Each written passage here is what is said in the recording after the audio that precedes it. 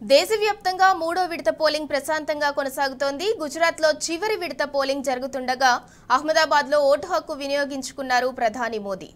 నిషాన్ public స్కూల్లో ఓటేసిన ఆయన పోలింగ్ కేంద్రం బయట చేతివేలికి ఉన్న సిరా చుక్కను చూపించారు. ఇటు అమిత్ షా కూడా ఓటు హక్కు వినియోగించుకున్నారు. ఇక రికార్డు స్థాయిలో ఓటు వేయాలని ఓటర్లకు ఎక్స్ వేదికగా విజ్ఞప్తి చేశారు మోదీ.